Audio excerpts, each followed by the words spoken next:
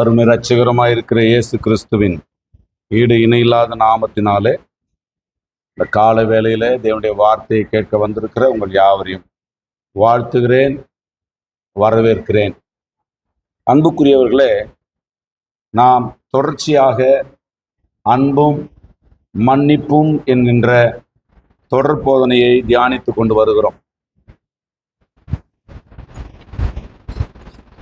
உலகத்தில் தேவ சமூகத்தில் நாம் மாறாவிட்டால் உலகத்தில் வேறு எங்கேயுமே நம்ம மாறவே முடியாது. தேவனுடைய சமூகத்தில் மாத்திரம்தான். அதுக்கு தான் இதுக்கு பேர் சண்டே சர்வீஸ் அப்படின்னுவாங்க. சண்டே சர்வீஸ் என்றால், சர்வீஸ் அப்படின்னாவே சரி பார்க்கிற இடம் என்று அர்த்தம். நீங்கள் வாகனங்கள் எல்லாம் சொல்லுவீங்க, வண்டியை நான் என்ன பண்ணியிருக்கிறேன், சர்வீஸ் விட்டுருக்கேன், 2 வீலர் சர்வீஸுக்கு விட்டுருக்கேன், கார் சர்வீஸுக்கு விட்டுருக்கேன் அப்படின்னு சொல்லி நாம் சொல்கிறத நாம் பார்த்துருக்குறோம். அப்படியானால் சர்வீஸ்னால் அதில் சில பழுதுகள் இருக்கிறது, சில பொருளுங்க சரியாக வேலை செய்யலை இல்லையா, சில சமயங்களில் கொஞ்சம் பெண்ட் ஆகிட்டு இருக்கும் இந்த வீலுங்கெல்லாம், அதை கொஞ்சம் சரிப்படுத்த வேண்டியிருக்கும். நிறைய சரிப்படுத்துவதற்கான ஒரு இடத்துக்கு பேர் தான் சர்வீஸ் சென்டர். ஆண்டவர் நம்மை, கர்த்தருக்கு ஸ்தோத்திரம், அவருடைய தன்மைக்கும் அவருடைய நிலைக்கும் நம்மை சீர்படுத்துகிற இடம்தான் தேவனுடைய சபை. ஒத்துக்கொள்றவங்க மட்டும். அப்படியானால் தேவ சமூகத்தில் நாம் எதிர்பார்ப்புகளோடு காணப்பட வேண்டும். எதிர்பார்ப்புகளோடு தேவ சமூகத்தில் வரணும். எதிர்பார்ப்புகளோடு தேவ சமூகத்தில் நாம் காணப்பட வேண்டும். கர்த்தர், இப்போ நம்மெல்லாம் எதுனா ஒரு ஹாஸ்பிட்டல் போனால் அல்லது ஏதாவது ஒரு நிகழ்ச்சி அல்லது ஏதாவது ஒரு ப்ரோக்ராமில் லிஸ்ட்டில் நம்ம பேர் இருந்தால் நம்ம பேர் எப்போ வரும்னு எதிர்பார்ப்போம். பார்த்துருக்குறீங்களா? நம்ம டோக்கனை எப்போ கூப்பிடுவாங்க அப்படின்னு எதிர்பார்ப்போம் இல்லையா? பொதுவாகவே மனிதனுடைய மனநிலை அது. அதுபோல் ஆண்டவர் இன்றைக்கு என்னை ஆசீர்வதிக்கணும், என்னை கர்த்தர் பலப்படுத்தணும், என்னை கர்த்தர் பலவிதமான நன்மைகளால் என்னை நிரப்பணும் என்பதை விட கர்த்தர் அவருடைய சித்தத்தை எனக்கு வெளிப்படுத்தணும், கர்த்தர் அவருடைய சித்தத்தை என் வாழ்க்கையில் நிறைவேற்றணும். அதற்கு நான் அந்த எதிர்பார்ப்புகளோடு நாம் காணப்பட வேண்டியது அவசியமாக இருக்கிறது. ஆவியின் கனிகளில நாம் வளர்ந்து பெருகி கர்த்தரை மகிமைப்படுத்த வேண்டும் என்று தேவன் விரும்புகிறார். அன்புக்குரியவர்களே, இன்றைக்கு நான் மன்னிக்கும் தேவன் என்கின்ற தலைப்பிலே உங்களோடு கூட தேவனுடைய வார்த்தையை பகிர்ந்து கொள்ளப் போகிறேன். ஏசாயா 55 அதிகாரம் அதனுடைய 7ஆம் வசனத்தை ஒரு வாசிங்க. ஏசாயா 57ஆம் அதிகாரம் 55ஆம் அதிகாரம் 7ஆம் வசனம். துன்மார்க்கன் தன்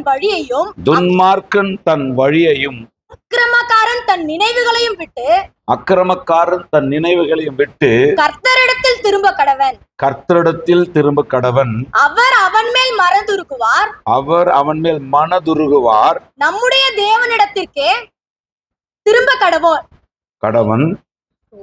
அவர் மன்னிக்கிறதற்கு தயவு பெருத்திருக்கிறார். பரலோக பரமபிதாவே, தம்முடைய குமாரராகிய இயேசு கிறிஸ்துவின் மூலமாக எங்களுக்கு நீர் திருவுள பற்றுகிற உம்முடைய எல்லா விதமான ஈவு இரக்க தயவுகளுக்காக, நன்மைகளுக்காக ஆண்டவரை நன்றி செலுத்துகிறோம். இந்த கால வேளையில உங்களுடைய அன்பையும் மன்னிப்பையும் நாங்கள் தியானிக்கிறோம். தேவன் ஆண்டவரே, உம்முடைய வார்த்தையில, உம்முடைய ஆண்டவரே வாதத்தின் மூலமாக, உம்முடைய வசனத்தின் மூலமாக உம்முடைய அன்பையும் மன்னிப்பையும் எவ்வாறாக நீர் எங்களுக்கு வைத்திருக்கிறீர், வெளிப்படுத்தி இருக்கிறீர் என்பதை அறிந்து கொள்ளும்படி பரிசுத்த ஆவியானவர் எங்கள் இருதயங்களை பிரகாசமுள்ள மனக்கண்களை தருவாராக. எங்களுடைய ஆண்டவரே ஸ்தோத்திரம், வார்த்தைகளை நாங்கள் தியானிக்கும் போதே எங்களுக்குள்ளே கொழுந்து விட்டு எரியட்டும். வார்த்தைகளை தியானிக்கும் போதே எங்களுடைய ஆத்தும மனிதன் மறுரூபமாகட்டும். உம்முடைய வார்த்தைகளை பேச வேண்டிய பிரகாரமாய் பேச அடியானுக்கு உதவி செய்யும். நீங்க ஆண்டவரே என்னை அடியான் மறைத்து ஆவியானவர் வெளிப்படுவாராக. தாழ்த்தி ஒப்புக்கொடுத்து இயேசு கிறிஸ்து மூலமாய் ஜெபித்தேன். ஜெபங்களை கேட்டீர் ஜீவனுள்ள நல்ல பிதாவே. எல்லாரும் கரங்களை ஊற்றி சத்தமா ஒரு அல்லேலூயா சொல்லுங்க பார்க்கலாம். பிரியமானவர்களே, மன்னிக்கும் தேவன். ஏசாயா 55 7 இதுல சொல்லப்பட்டிருக்கிறது. அந்த பின்பக்கத்தை பாருங்க, கடைசி பேராவை பாருங்க. மன்னிக்கிறதுக்கு அவர் தயவு பெருத்திருக்கிறாராம். மன்னிக்கிறதுக்கு அவர் என்ன பண்றாராம்? தயவு பெருத்திருக்கிறாராம்.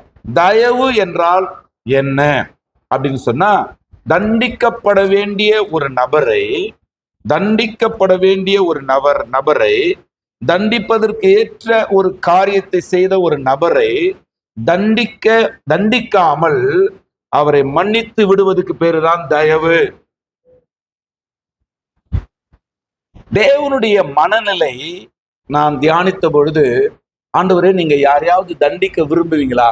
நீங்கள யாரையாவது தண்டிக்க விரும்புறீங்களான்னா, ஆண்டவருடைய மனநிலை ஒருவரை கூட தண்டிக்க விரும்பாத மனநிலை. எத்தனை பேருக்கு புரியுது?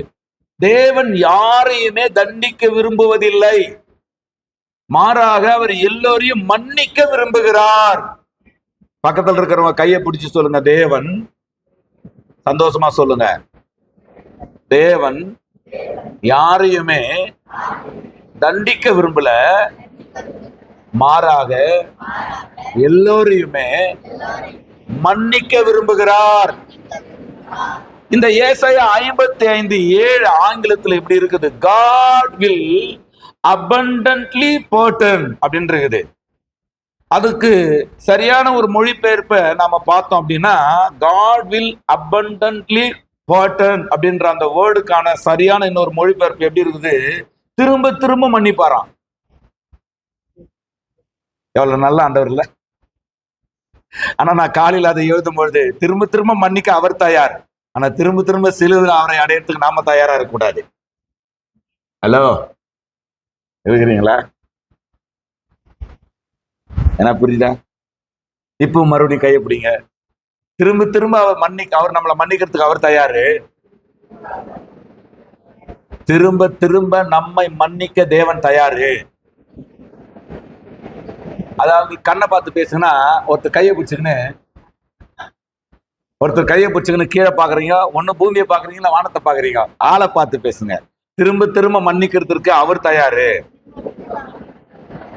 ஆனா திரும்ப திரும்ப சிலுவையில் அறையறதுக்கு நாம தயாரா இருக்க கூடாது. ஏன் மகேஸ்வரி சிஸ்டருக்கு ஜோடி எல்லாம் போயிட்டாங்களா? இயேசு நல்லவர், இயேசு நல்லவர்.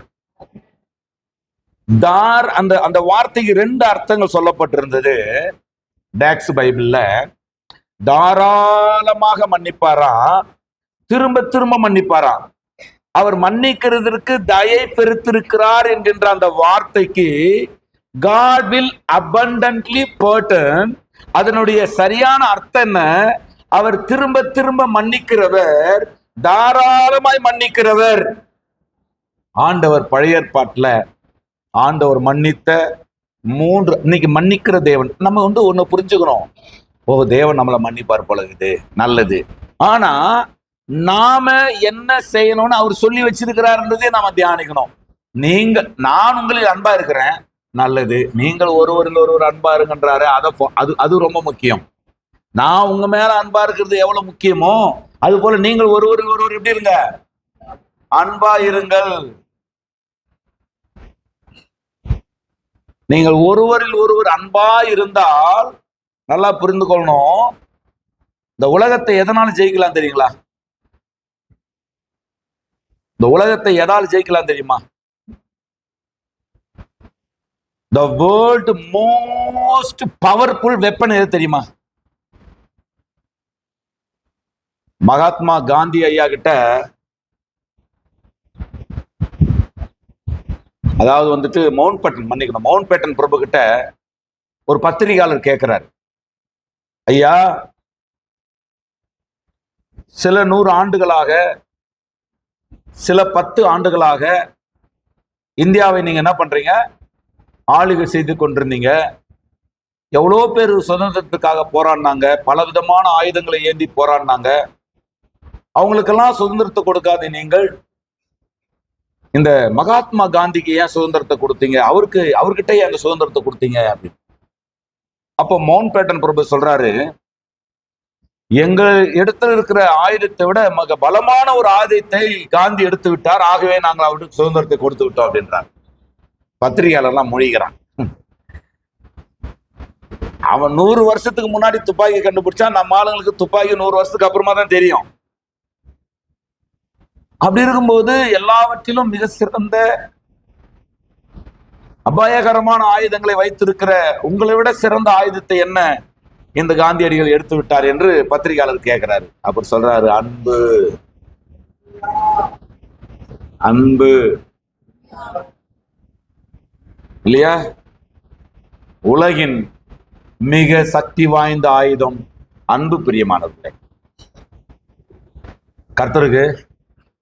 கர்த்தருக்கு வேறு வழி இல்லாமல் சில காரியங்களை கீழ்ப்படிவது என்பது தேவ சித்தம் அல்ல. வேற வழியே இல்லை, கீழ்ப்படுகிற அது இல்ல தேவ சித்தம். ஏன் பரலோகத்தில் இருந்தவர்களை கொண்டு வந்து பூமியில வைக்கிறாரு? பரலோகத்தில் இருக்கும்போது இதே பிதாவின் சித்தத்தை செய்து கொண்டிருந்தவங்க தானே. அங்க வேற ஆப்ஷனே கிடையாதுப்பா. பரலோகம் போயிட்டீங்கன்னு சொன்னா வேற ஆப்ஷனே கிடையாது. கர்த்தருக்கு லூசிபர் கூட தேவையில்லாததை சிந்தித்தது, தள்ளப்பட்டது பரலோகத்திலிருந்து. ஆனா தேவையில்லாததை சிந்தித்தது பூமியில. பரலோகத்துல தேவையில்லாததை உங்களால் சிந்திக்கவே முடியாது. கர்த்தருக்கு அங்க ஆப்ஷனே கிடையாது. அங்கே பரலோகத்துல பிதாவின் சித்தம் மட்டும்தான்.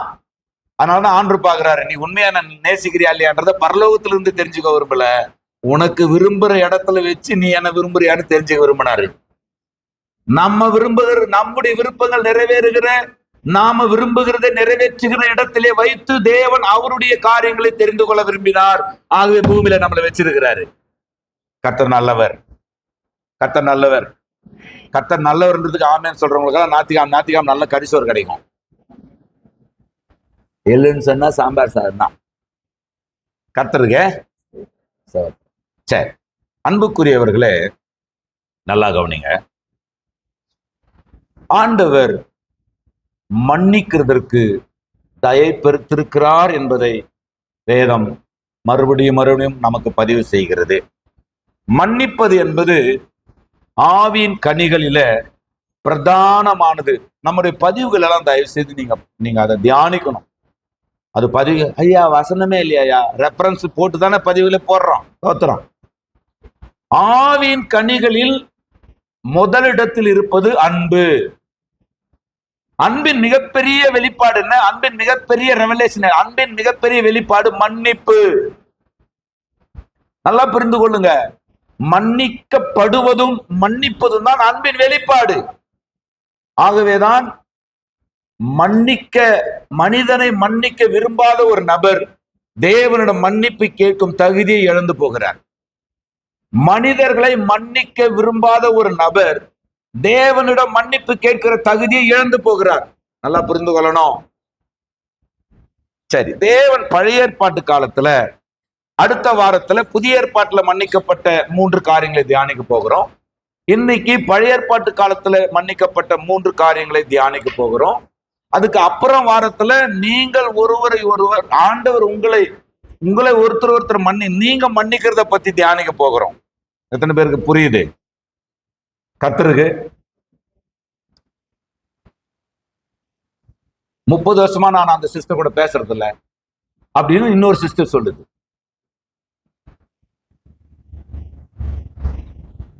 நீ செத்தா என்ன ஆகுது தெரியுமா? 30 வருஷமா அந்த சிஸ்டர் கூட பேசுறது இல்லை அப்படின்னு சொல்ற, நீ செத்தா என்ன ஆகுது தெரியுமா? செத்தையா போயிடுவ. தோத்துறோம். உட்காந்து யோசித்து பார்த்தேன், யாராவது நமக்கு எதிரிங்க மாதிரி தெரிறாங்களா? அவங்களா பேசலாம், எனக்கு பிரச்சனை இல்லை. நாமளா யாரையாவது பகைக்கிறோமா? அப்படியே யோசித்து பார்த்தேன். யாராவது வரீங்களா மைண்ட்ல? நீங்க சபையில யாரும் இல்லை ஓரளவுக்கு. அந்த சமயத்துக்கு தான் கோபம் வரும். அந்த சமயத்துக்கு கோபம் வரும் இல்லையா? மனிதர்கள் தானே. அந்த சமயத்துக்கு கோபம் வரும். அதுக்கப்புறமா அதை தொடச்சி போட்டுருது. சில ஆட்கள் அங்க ஒண்ணு இங்க ஒண்ணு மண்டையில வராங்க, பார்த்தா பேசிடுவோம். கர்த்தருக்கு இல்ல அவங்க போன் நம்பர் யாராவது குத்திங்கன்னா கூட பேசிடுவோம். நல்லா புரிந்து கொள்ளணும். மனிதனை மன்னிக்க விரும்பாத ஒரு நபர் தேவனிடம் மன்னிப்பை கேட்கும் தகுதியை இழந்து போகிறார். ஒரு ஸ்தாபனம் இன்னொரு ஸ்தாபனத்தை ஏத்துக்கிறது இல்ல. ஒரு ஊழியக்காரன் இன்னொரு ஒரு டீம் இங்கிருந்து ஒரு ஊழியத்துக்கு போறாங்க. இங்கிருந்து ஒரு கொஞ்சம் பேர் ஊழியத்துக்கு போறாங்க இன்னொரு மாநிலத்துக்கு. அவங்க இன்னொரு ஊழியத்துக்கு உதவி செய்ய வந்திருக்கிறார்கள் தெரிஞ்ச உடனே அங்க இருக்கக்கூடிய இன்னொரு பிரபலமான ஊழியர் இவர்களை நிராகரிக்கிறார். அப்படியெல்லாம் கிறிஸ்டியானிட்டிக்குள்ள இருக்கக்கூடாது. கர்த்தருக்கு பரலோகத்தின் சத்தியத்திற்கு எதிராக இருக்கிறவர்களை அல்லது இடரலா இருக்கிறவர்களை தள்ளி வைக்கலாமே தவிர, அது கூட வெறுக்கணும்ன்றதுல தள்ளி வைக்கலாமே தவிர, மற்றபடி எல்லாரும் ஒரே தேவனுடைய ராஜ்யத்திற்காக தான் நீங்க வேலை செய்து கொண்டிருக்கிறோம். எத்தனை பேருக்கு புரியுது? சத்தியத்துக்கு எதிராக இருக்கிறாருங்க, சத்தியத்திற்கு எதிராக இருக்கிறது, சத்திய கருத்துக்கு சத்திய உபதேசத்துக்கு எதிராக இருக்கிறாங்க, அல்லது இடரலா இருக்கிறாங்க, பகிரங்க இடரலா இருக்கிறாங்கன்னா அப்படிப்பட்டவர்களை கொஞ்சம் தள்ளி வச்சுட்டு நம்ம பாட்டுக்குன்னு போயிட்டு இருக்கணுமே தவிர, அது கூட வாய்ப்பு இருந்தா, அதாவது அவர்கள் மனம் தெரியுமா அவர்களையும் சேர்த்துக்கணும். கர்த்தருக்கு ஐயா சிலர் அடுத்த வாரம் பேச வேண்டியதெல்லாம் இப்பயே வந்துருது. அவங்க கூட பேச மாட்டேன் தீர்மானமாவே இருப்பாங்க. இவங்களை கூட பேச மாட்டேன், அவ முகத்துல மொழிக்க மாட்டேன், இவன் முகத்துல மொழிக்க மாட்டேன், அன்னாரை நான் யாரை வேணாலும் மன்னிப்பேன், அன்னாரை மன்னிக்க மாட்டேன். ஒருத்தர் சொன்னாரு, நான் நரகமே போனாலும் அவனை மன்னிக்க மாட்டேன். அடே எங்க அப்பா, நரகமே போனாலும் மன்னிக்க மாட்டானா பாருங்க. ஆஹா, அந்த மாதிரி ஆளுங்களை ஒரு வருஷத்துக்கு நரகத்துல விட்டுட்டு அப்புறம் வெளியே பூமி கொண்டு வந்து இப்ப என்ன சொல்றேன்னா, ஐயோ ஏன் லூசிபரை கூட நான் மன்னிக்கிறேன். கர்த்தருக்கு கைய பிடிங்க. மனிதனை மன்னிக்க விரும்பாத மனிதனை மன்னிக்க விரும்பாத மனிதன் தேவனிடம் மன்னிப்பை கேட்க தகுதி இழக்கிறான். ஆண்கள் பக்கம்லாம் சவுண்டு கொஞ்சம் கம்மியா இருக்குது. ஆண்கள் மட்டும் கொஞ்சம் சொல்லுங்க பார்க்கலாம். மனிதனை மன்னிக்க விரும்பாத மனிதன் தேவனிடம் மன்னிப்பை கேட்கும் தகுதியை இழக்கிறான்.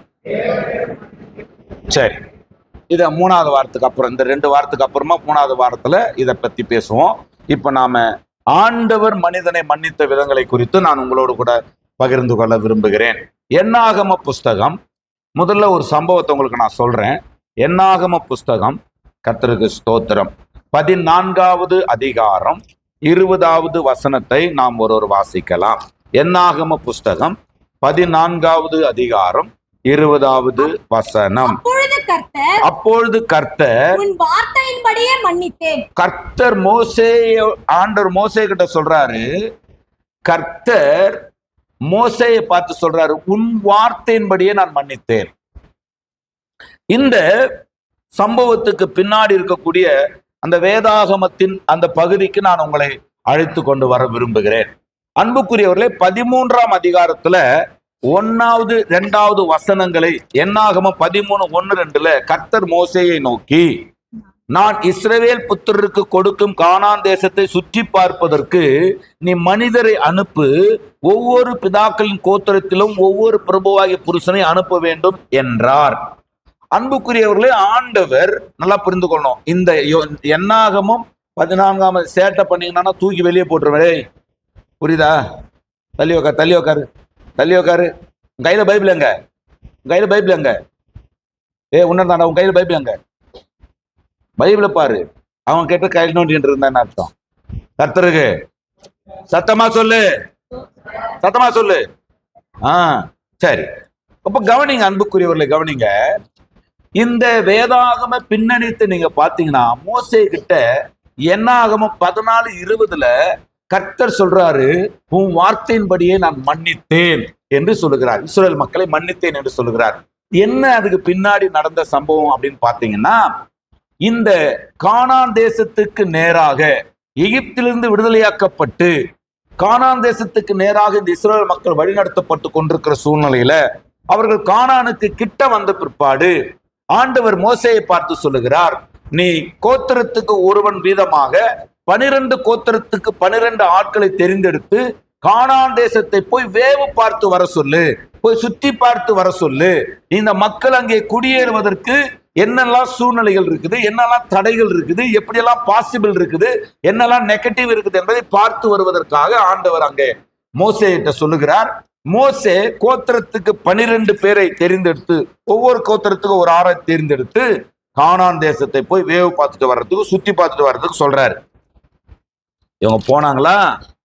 கர்த்தருக்கு போனாங்க. 13ஆம் அதிகாரத்துல இப்படி போனவங்க என்ன பண்றாங்க, 28ஆம் வசனத்திலிருந்து 33ஆம் வசனம் வரைக்கும் நான் வாசிக்கிறேன். நீங்க சரியா கவனிக்கலன்னு வைங்க. கர்த்தருக்கு கிராமத்துக்கு ஒரு நியாய தீர்ப்பு இல்ல, சிட்டிக்கு ஒரு நியாய தீர்ப்பு இல்ல, மெட்ரோபாலிட்டன் சிட்டிக்கு ஒரு நியாய தீர்ப்பு இல்ல, ஒரே நியாய தீர்ப்பின் தேவன் கர்த்தருக்கு. அதனால கவனிக்கணும், கண்டிப்பா கவனிக்கணும். எல்லாம் எல்லாருக்கும் எல்லாம் தெரிய வேண்டும். அப்போ என்ன நடக்குதுன்னா, இப்போ இவங்க போனாங்க, 12 பேர் போறாங்க. கானான் தேசத்துல போய் 40 நாட்கள் அவங்க சுத்தி திரிறாங்க. 40 நாள் சுற்றி திரிந்து அவர்கள் என்னாகமம் 13ஆம் அதிகாரத்தினுடைய 18 இருந்து 33 வரைக்கும் நான் வாசிக்கிறேன். ஆனாலும் அதாவது 27 வாசிக்கிறேன். அவர்கள் மோசேயை நோக்கி, அதாவது இந்த 12 பேர் மோசேயை நோக்கி, அதுல 10 பேர் குறிப்பாக, நீர் எங்களை அனுப்பின தேசத்துக்கு நாங்கள் போய் வந்தோம். அது பாலும் தேனும் ஓடுகிற தேசம்தான், இது அதனுடைய கனி. ஆனாலும் அந்த தேசத்திலே குடியிருக்கிற ஜனங்கள் பலவான்கள், பட்டணங்கள் அரணிப்பானவைகள், அரணிப்பானவைகளும் மிகவும் பெரியவைகளுமாயிருக்கிறது. அங்கே ஏனாக்கின் குமாரரையும் கண்டோம். அமலேக்கியர் தென்புறமான தேசத்தில் குடியிருக்கிறார்கள். ஏத்தியரும் எபூசியரும் எமோரியரும் மலைநாட்டில் குடியிருக்கிறார்கள். கானானியர் கடல் அருகேயும் யோர்தான் அண்டையிலும் குடியிருக்கிறார்கள் என்றார்கள். அப்பொழுது காலேப் மோசேக்கு முன்பாக ஜனங்களை கையமர்த்தி, நாம் உடனே போய் அதை சுதந்திரித்துக் கொள்வோம், நாம் அதை எளிதில் ஜெயித்துக் கொள்ளலாம் என்றார்.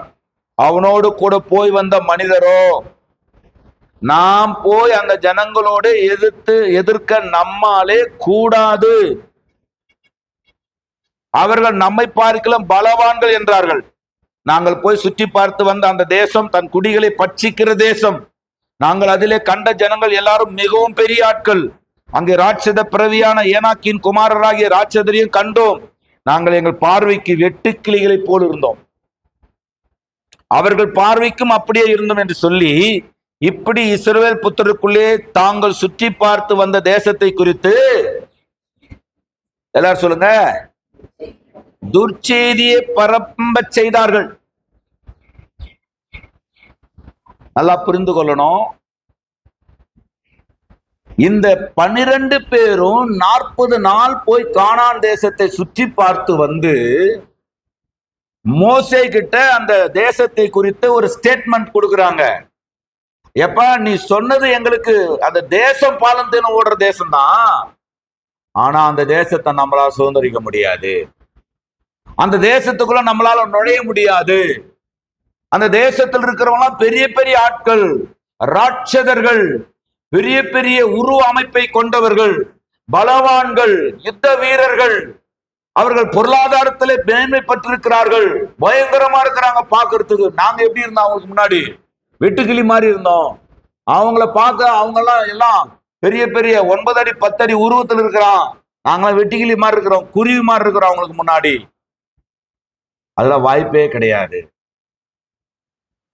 இத ஜனங்க கேட்ட உடனே இஸ்ரேல் ஜனங்கள் இப்ப என்ன பிரதித்திரம் சொல்ல ஆரம்பிச்சுட்டாங்கடானா, என்ன ஆகமம் 14ஆம் அதிகாரத்துல அப்பொழுது 1வது 2வது வசனங்கள் நானே வாசிக்கிறேன். இப்ப நல்லா புரிந்து கொள்ளணும். 14ஆம் அதிகாரம் 1வது 2வது 3வது 4வது வசனங்களை நான் வாசிக்கிறேன். அப்பொழுது சபையார், எப்பொழுது, அதாவது மோசேயை கர்த்தர் நோக்கி, நீ போய் தேசத்தை வேவு பார்க்க 12 பேர் அனுப்புன்றாரு. இவன் 12 பேரை கோத்திரத்துக்கு ஒரு விதமாக தெரிந்து கொண்டு அனுப்புகிறான். அவர்கள் போய் 40 நாள் சுற்றி திரிந்து அவர்கள் 40வது நாள் முடிவுல வந்து மோசே கிட்ட என்ன ஸ்டேட்மெண்ட் கொடுக்குறாங்கன்னா, நாம we will cannot enter the கானான், போவே முடியாது. அவ்வளவு பெரிய ஆட்கள், பயங்கரமான சண்டை வீரர்கள், அரசியல்ல பெரிய ஆளா இருக்கிறான், பணத்துல பெரிய ஆளா இருக்கலாம், ஜாதியில பெரிய ஆளா இருக்கிறான், அவனை ஒருத்தனை 10 பேர் அடிப்பான் பொழுது, அப்படி உருவ அமைப்பை கொண்டவனா இருக்கிறான். நம்ம என்ன பண்ண முடியாது. இப்ப இந்த ஜனத்துக்கு என்ன வந்துருச்சுன்னா, எகிப்தியும் விட்டுட்டோம், நடுக்காட்டுல வந்து நிக்கிறோம், நம்ம போலான்னு நினைச்சிட்டு இருந்தா கானானுக்குள்ளேயும் போக முடியாது அப்படின்னு நினைச்சிட்டு இப்ப என்ன பண்றாங்க, என்னாகமம் 14ஆம் அதிகாரத்துல, அப்பொழுது சபையார், அவங்களுக்கு சபையார்னு பேர் வேற கொடுத்து வச்சுக்கிறாரு பாருங்க ஆவியானவர், எல்லாரும் என்ன பண்ண ஆரம்பிச்சாங்களாம். எல்லாம் பைபிள், எல்லாரும் உங்க பைபிள் என்ன இருக்குத வாசிங்க பார்க்கலாம். எல்லாரும் என்ன பண்ண ஆரம்பிச்சாங்களாம், கூக்குரலிட்டு ஜனங்கள் அன்று ராம் முழுவதும் ஆழ ஆரம்பிச்சுட்டாங்க. ஐயா, ஏறக்குறைய 36 லட்சம் மக்கள் அழறத கற்பனை பண்ணுங்க. 36 லட்சம் மக்கள் கூக்குரலிடுறத கற்பனை பண்ணுங்க, புலம்புறத கற்பனை பண்ணுங்க. என்ன பயம் வந்துருச்சு அவங்களுக்கு, என்ன திகில் வந்துருச்சுன்னா, நாங்க ஏதோ ஒரு வாழ்க்கையை வாழ்ந்துக்குன்னு நாங்க எகிப்திலேயே கூட நாங்க இருந்துட்டு இருந்தா நல்லா இருந்திருக்குமே. இப்ப நாங்க பாலும் தேனும் ஓடுற தேசம், நலமும் விசாலமான தேசம், ஆசீர்வதிக்கப்பட்ட தேசம், ஆபிரகாமுக்கு வாக்குத்தத்தம் பண்ணப்பட்ட தேசம், அது இப்படி இருக்கும் அப்படி இருக்கும்னு சொல்லிட்டு எங்களை கூட்டு வந்து அதுக்குள்ள போகவே முடியாதாமே. அங்க இருக்கிறவங்க எல்லாம் பயங்கரமான சண்டைக்காரங்களாமே, கொடுமையான உருவ அமைப்பை கொண்டவர்களாகவே, எப்படி போறது. கூக்குரலிட ஆரம்பிச்சு. பல ஜாதி பிரச்சனை அங்க இருந்தது. ஏத்தியர், எமோரியர், எபூசியர், கிர்காசியர், பெலிஸ்தியர், அமலேக்கியர், இல்லையா, விதவிதமான ஏனாக்கியர், வித்தியாசமான பிரச்சனைகள்லாம் இருந்தது. அப்படி சொல்லிட்டு என்ன சொல்றாங்க, இஸ்ரவேல் புத்திரர் எல்லாரும் மோசேக்கு ஆரோனுக்கு விரோதமாக முறுமுறுத்தார்கள். பைபிள படிச்சிருக்கிறீங்களா? எகிப்துல ராஜாவா இருக்க வேண்டிய ஒரு மோசேக்கு விரோதமா யார் முறுமுறுத்துங்கிறது? இந்த உலகத்திலேயே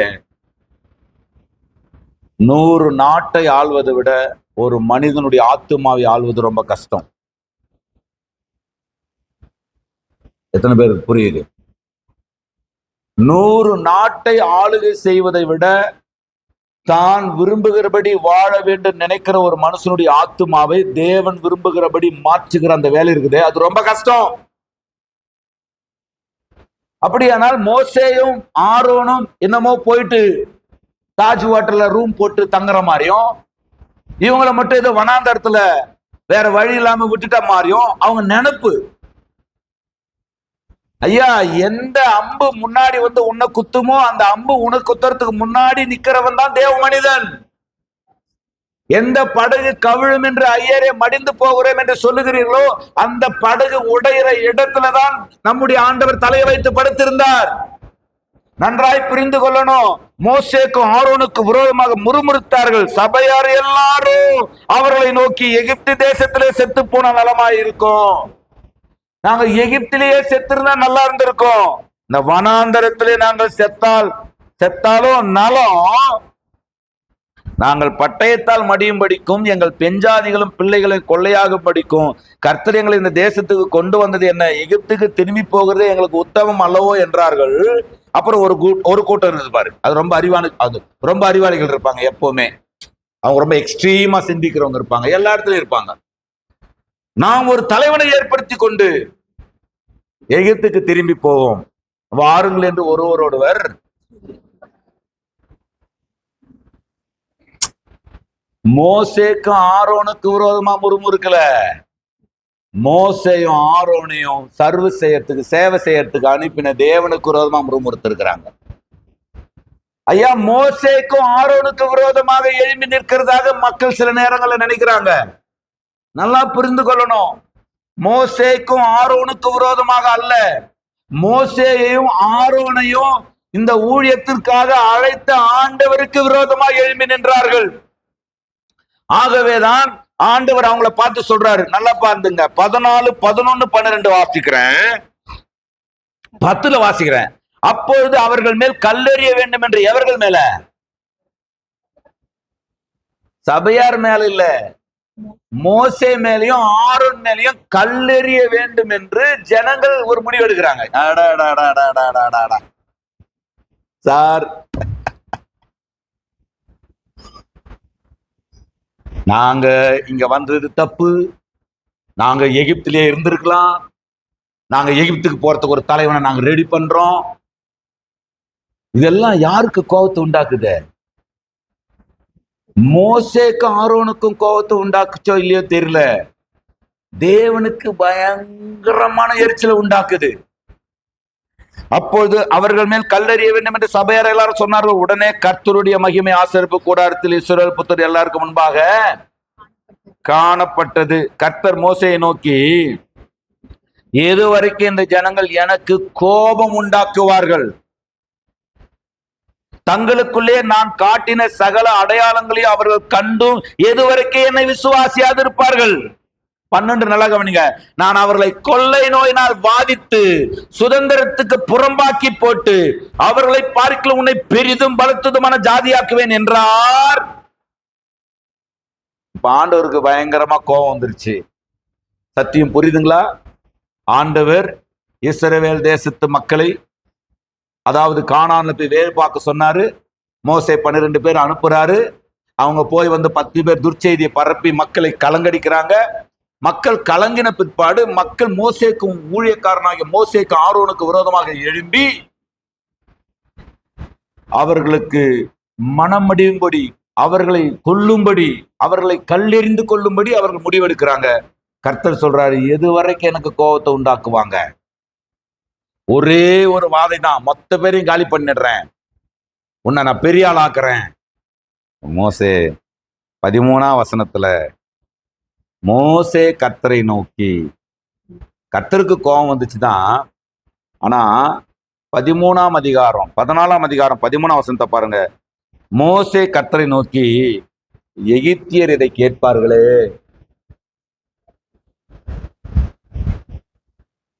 உங்களுக்கு ஒண்ணு தெரியுமா?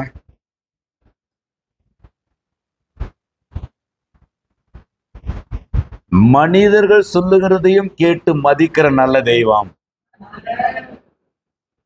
எத்தனை பேருக்கு விளங்குது?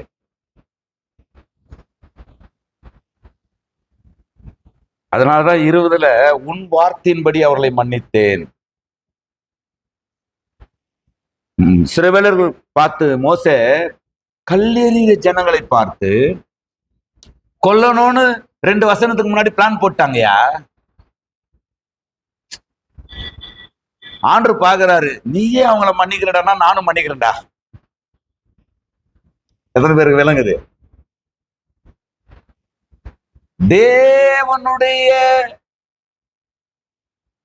தேவனிடத்தில் இருக்கிற எல்லா குணங்களிலே தேவனுக்கு ரொம்ப பிடிச்சது அன்பு.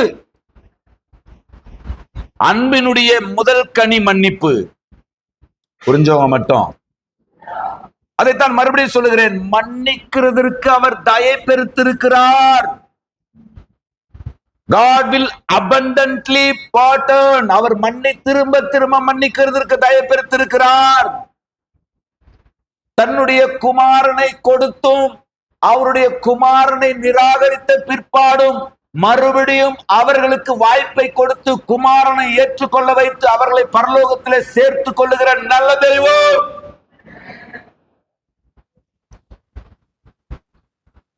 மோசே ஜெபிக்கிறார், ஆண்டவரே, அவர்கள் நடுவில் இருந்து உடைய வல்லமையினாலே இந்த ஜனங்களை கொண்டு வந்தீரே என்று கெஞ்சி பிரார்த்தித்தான். இன்னொரு இடத்துல இருக்கும், என்று கெஞ்சி என்ன பண்ணானா, பிரார்த்தித்தானா. அது பாருங்க கீழே, கர்த்தராகிய நீர் 14 கர்த்தராகிய நீர் இந்த ஜனங்களின் நடுவே இருக்கிறதையும் கர்த்தராகிய நீர் முகமுகமாய் தரிசனம் ஆகிறதையும் உம்முடைய மேகம் இவர்கள் மேல் நிற்கிறதையும் பகலில் மேகத்தூணிலும் இரவில் அக்கினி தூணிலும் நீர் இவர்களுக்கு முன் செல்லுகிறதையும் கேட்டிருக்கிறார்கள். இந்த தேசத்தின் குடிகளுக்கும் சொல்லுவார்கள், ஒரே மனிதனை கொல்லுகிறது போல இந்த ஜனங்களை எல்லாம் நீர் கொல்லுவீரானால் அப்போது உம்முடைய கீர்த்தியை கேள்விப்பட்டிருக்கும் புறஜாதியார் இப்படி பண்ணிடுவாங்களே ஆண்டவரே. 17ஆம் வசனத்தை வாங்க. ஆகையால் கர்த்தர் நீடிய சாந்தமும் மிகுந்த கிருபையும் உள்ளவர் என்றும் அக்கிரமத்தையும் மீறுதலையும் மன்னிக்கிறவர் என்றும் குற்றமுள்ளவர்களை குற்றமற்றவர்களாக விடாமல் பிதாக்கள் செய்த அக்கிரமத்தை பிள்ளைகளிடத்தில் 3ஆம் 4ஆம் தலைமுறை மட்டும் விசாரிக்கிறவர் என்றும் நீர் சொல்லியிருக்கிறபடியே என் ஆண்டவருடைய வல்லமை பெரிதாய் விளங்குவதாக. உமது கிருபையினுடைய மகத்துவத்தின்படியையும் எகிப்தை விட்டது முதல் இந்நாள் வரைக்கும் இந்த ஜனங்களுக்கு மன்னித்து வந்ததின்படியையும் இந்த ஜனங்களின் அக்கிரமத்தை மன்னித்தருளும் என்றான். இப்ப ஆண்டவர் ஒரு முடிவு எடுத்துட்டாரு. கர்த்தருக்கு உன் வார்த்தையின்படியே நான் அவங்கள மன்னிக்கிறேன்பா. எவ்வளவு நல்ல ஆண்டவர் இல்ல? கர்த்தருக்கு அவங்க சொன்ன வார்த்தையெல்லாம் என்ன வார்த்தை தெரியுமா? அதாவது நாங்கள் எகிப்துக்கே திரும்பி போறோம்னு சொன்னா இந்த தேவன் வேண்டாம் என்று அர்த்தம். எகிப்துக்கு நாங்கள் திரும்பி போவதற்கு எங்களுக்கு ஒரு தலைவன் வேண்டும்னா அந்த தலைமைத்துவத்தை அவர்கள் அசட்டை பண்ணினார்கள் என்று அர்த்தம். நாங்கள் திரும்பவும் போய் எதை கும்பிட போறீங்க அப்பா? அப்படியானால் இருதயத்திலே அவர்கள் ஆண்டவரை நிராகரித்து விட்டார்கள் என்று அர்த்தம். அப்படியானால் ஆண்டவர் பயங்கரமா கோபப்படக்கூடிய முடிவுகள் அவங்க எடுத்தாங்க. ஆனா மோசேனுடைய பரிந்துரையால் ஆண்டவர் அவர்களை பார்த்து சொல்றாரு, உன் வார்த்தையின்படி நான் அவங்களை மன்னிக்கிறேன்பா. பாஸ்டர் சாதாரணமான வார்த்தையை சொல்லியிருந்தா நான் சாதாரணமா போயிட்டு இருப்பேன் பாஸ்டர். சொன்ன வார்த்தையெல்லாம் என்னால தாங்கவே முடியல பாஸ்டர், அதான் என்னால மன்னிக்க முடியல. 3வது வாரம்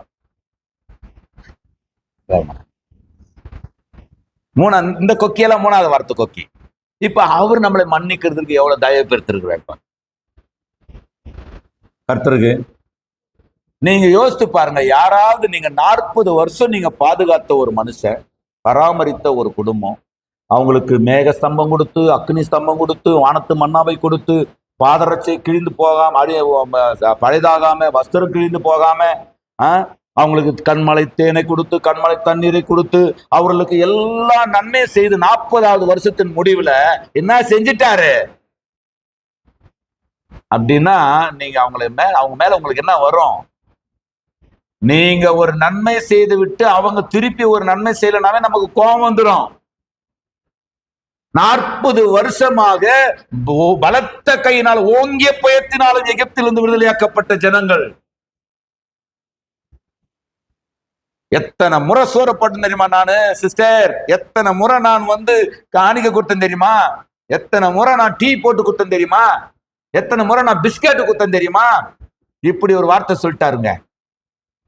அப்படியெல்லாம் நம்ம மனசுல கசப்புகள் ஓடுதா இல்லையாங்க? நம்மெல்லாம் அப்படித்தானே இருக்கிறோம். நேற்றைய துயரம் எல்லாம் அது ஏனோ தெரியல, கர்த்தருடைய கிருபையில அன்னைக்கு தான் அந்த நிமிஷத்துக்கு கோபம் வருது எனக்கு. அடுத்து ஒரு 10வது நிமிஷத்துல என்ன பண்றது, போ நாம மன்னிக்கலன்னா அவர் நம்மள மன்னிக்க மாட்டாராமே என்ன தோணுதா? 1948 சுதந்திரம் வாங்குறதுக்கு 2 மணி நேரத்துக்கு முன்னாடி என்ன சொன்னாங்க? நாங்க 2 மணி நேரத்துக்கு மேல என்ன சொன்னாங்கன்றதே மறந்துடுறோம். ஏசு நல்லவர். அந்த நேரத்துக்கு ஒரு கசப்பு. ஏன் அப்படின்னா, அவர்கள் ஆத்துமா வீணாகிறது, அவர்களை கொண்டு தேவன் செய்ய நினைக்கிற திட்டங்கள் வீணாகிறது என்கின்ற கோபம். மற்றபடி கர்த்தருக்கு ஸ்தோத்திரம். ஆண்டவரே, நீங்க மன்னிக்கிறதுக்கு தயவு பெருத்து இருக்கும் போது நான் ஏன் மண்கண்ணனா இருப்பானே? என்ன சொல்றீங்க? எத்தனை பேருக்கு புரியுது?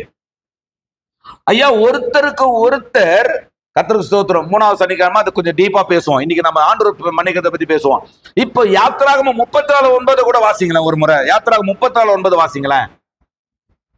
யாத்திராகமம் 34:9 வாசிங்களேன்.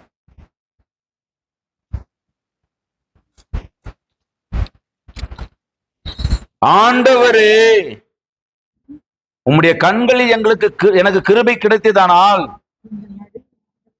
எங்கள் நடுவில் ஆண்டவர் எழுந்தருள வேண்டும். இந்த ஜனங்கள் வனாக கழுத்துள்ளவர்கள், நீரோ எங்கள் அக்கிரமத்தையும் எங்கள் பாவத்தையும் மன்னித்து எங்களை உமக்கு சுதந்திரமாக ஏற்றுக்கொள்ளும் என்றான்.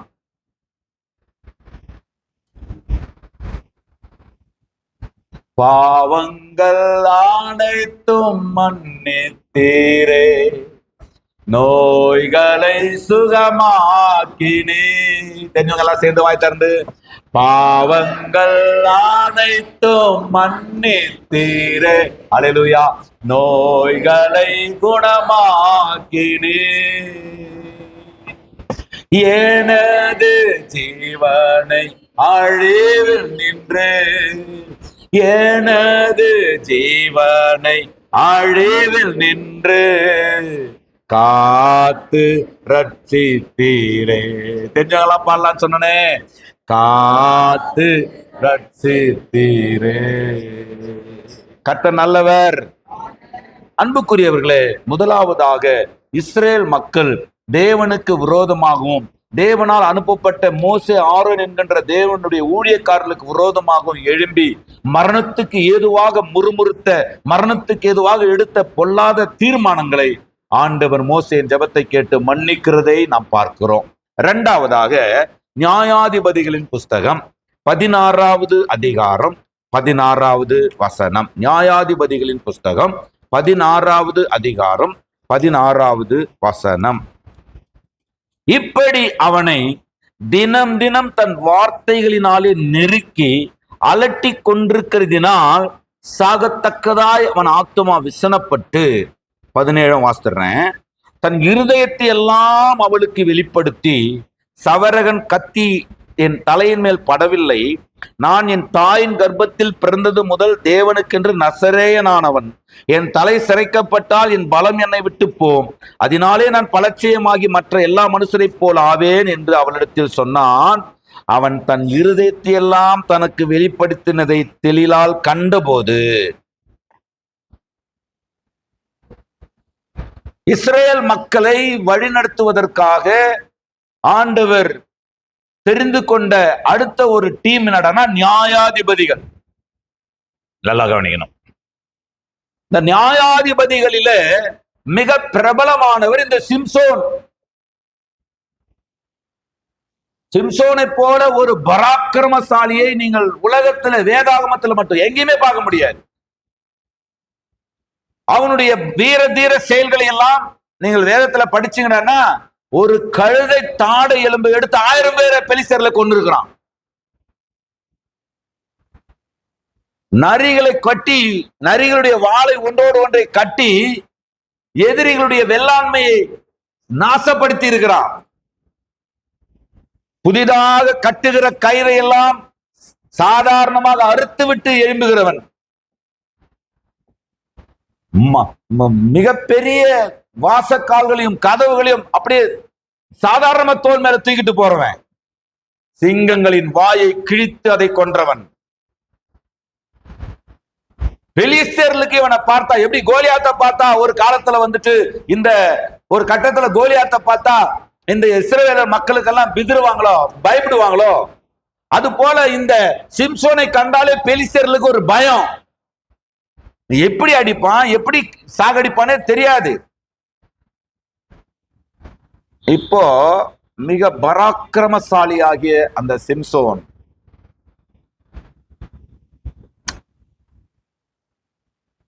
ஒரு பலவீனமான ஒரு சுபாவத்தை உடையவனா இருந்தான்.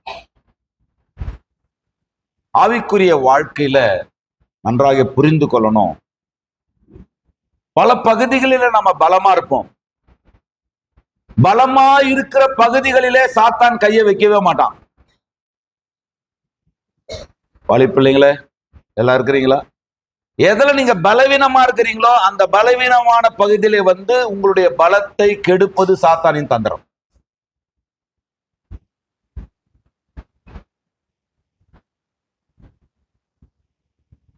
நீங்க நல்லா யோசித்து பாருங்க. இந்த சிம்சோன் நீங்க 19ஆம் 22ஆம் வசனம், 19 முதல் 22 வசனங்களை வாசித்தீங்கன்னா, அவன் அவளை தன் மடியிலே நித்திரை செய்ய பண்ணி, காலையில பதிவு பார்த்தீங்களா? அதாவது வந்து அவள் மடியிலே தலை வைத்து தேவனுடைய முடியை இழந்தான். தலையிலே, அதாவது மடியிலே தலை வைத்து தலைமுடியை இழந்து தலையை இழந்தான். ஆனா தலைவரை இழக்கவில்லை. எத்தனை பேருக்கு புரியுது? சொல்றேன், அதை உங்களுக்கு சொல்றேன். இப்ப நடக்கிறது என்னன்னா, சிம்சோன் 22ஆம் வசனத்துல பெலிஸ்தர் அவனை இப்படி 21, பெலிஸ்தர் அவனை பிடித்து அவன் கண்களை பிடுங்கி அவனை காசாவுக்கு கொண்டு போய், இன்னைக்கும் காசா இருக்குது, ஃபைட் நடந்துங்கிறதே காசாலதான் இல்லையா? அவனுக்கு 2 வெண்கல விலங்கு போட்டு சிறைச்சாலையில மாவரைத்து கொண்டிருக்க வைத்தார்கள். அன்புக்குரியவளை நல்லா கவனிங்க. மிகப்பெரிய ஒரு பராக்கிரமசாலி.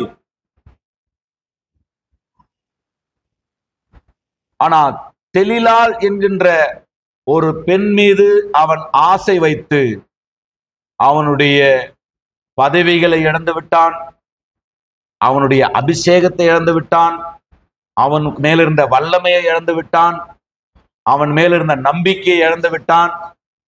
இப்பொழுது அவனுடைய கண்களை இழந்து விட்டான். சாதாரணமாக மாவை அரைக்கிற, அதாவது ஒரேடி அவனை கொல்லக்கூடாது.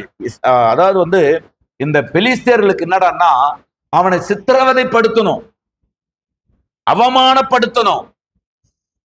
மிக தந்திரமான முறையில் தெலிலாளுக்கு பணத்தை கொடுத்து, தெலிலாள் மடியிலே அவனை படுக்கிறதை அறிந்து தெலிலாளுக்கு பணத்தை கொடுத்து இந்த பெலிஸ்தர்கள், ஏன்னா பெலிஸ்தர்களுக்கு சிம்சோன் பேரை கேட்டாலே பயம். சிம்சோன் அங்க நிக்கிறான்னு சொன்னாவே அங்க பெலிஸ்தர்கள் யாரும் வரமாட்டாங்க. ஏன்னா அவன் ஒரு கழுதை தாடை எடுத்து 1000 பேர் அடிச்சான்டானா இறமுறை தெரிஞ்சு அடிச்சிருப்பான்னு நினைக்கிறீங்க? இந்த எங்க ஊர்ல எல்லாம் சொல்லுவாங்க, நம்ம இறமுறை தெரியாம அடிச்சிருக்குங்க இந்த பசங்க அப்படின்னு. புரியுதா? இறமுறை தெரியாம அடிச்சுக்கிறதெல்லாம் உங்களுக்கு தெரியாது போலக்குது. அதாவது இப்படிதான் சண்டை போடணும், இப்படிதான் அடிச்சுக்கணும்னு சொல்லிட்டு ஒரு ரூல்ஸ் இருக்குது இல்லையா? அந்த மாதிரிலாம் இருக்காது, அது வேற மாதிரி இருக்கும். எதை எடுத்து எங்க அடிப்பானுங்க, எங்க இது பண்ணுவானுங்கன்னு தெரியாது. அது பேர் இறமுறை தெரியாம அடிக்குதுங்கம்மா அந்த பசங்க அப்படின்னு இல்லையா? வடச்சென்னையில எல்லாம் அப்படி பேச்சு உண்டு. இறமுறை தெரியாம அடிச்சுக்குதுங்க. அவன் தாடை எலும்பை எடுத்து 1000 பேரை கொண்டாண்டான்னா யோசித்து பாருங்க, ஏதாவது ஒரு மைண்ட் செட்டப்ல அடிச்சிருப்பான்னு நினைக்கிறீங்களா? இப்படிதான் இவங்களை அடிக்கணும், இப்படிதான் சாவடிக்கணும்ன்ற நிலையில அடிச்சிருப்பான்னு நினைக்கிறீங்களா? கண்ட வாக்கு கடிச்சிருப்பான். ஒரு அடியில அப்படியே 4 பேர் தலையெல்லாம் ஓடி இருக்கும், அப்படியே சதறி ஓடி இருக்கும். அவன் அடிக்கிறத பார்த்த உடனே இவன் எங்க ஓடுறதுன்னு தெரியாம இவன் ஓரத்துக்கு முன்னாடி அவன் ஓடியாந்துருப்பான். நரியிலே பூச்சி மொத்தமா வாழை கட்டி விட்டவனாச்சு. அவன் எவ்வளவு வேகமா ஓடி இருந்தாலும் ஒண்ணும் பண்ணிருக்க முடியாது அவங்ககிட்ட. அதனால சிம்சோன் ஒரு இடத்துல இருக்கிறான்னு தெரிஞ்சா ஒரு பெலிஸ்தே சேனை அங்க வராது, பயம். ஆனா சின்ன ஒரு அற்பமான புத்தி இருந்துச்சு அவனுக்குள்ள, அதை அழகா கேட்ச் பண்ணிட்டாங்க. இப்ப என்ன பண்ணாங்க, அவனுடைய எல்லா பலத்தையும் எங்க வச்சுங்கிறான் அவன் சொல்லி பார்த்தான். அதுதான் சொல்ற மாதிரி, திரும்ப திரும்ப திரும்ப திரும்ப கேட்டால் உண்மைகள் வெளியே வந்துடும்.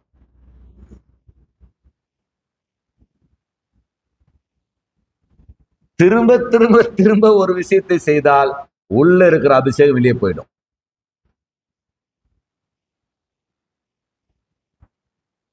மனம் திரும்புகிறதற்கு தேவன் கொடுக்கிற வாய்ப்புகளை நாம் தொடர்ந்து நிராகரித்தால் தேவன் நமக்கு கொடுத்திருக்கிற பல கிருபா வரங்கள் வேலை செய்யாமல் போயிடும்.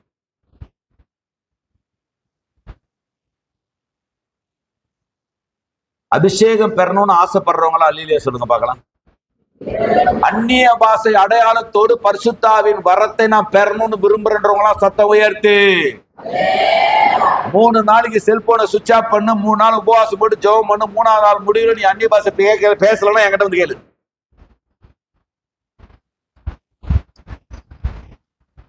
நோ பெயின் சொல்லுங்க, no pain no gain. Mark கம்மியா எடுத்துட்டுன்னு உட்காந்து அழுறீங்களே, புக்கை கம்மியா எடுத்துட்டுன்னு என்னைக்காவது உட்காந்து அழுதீங்களா?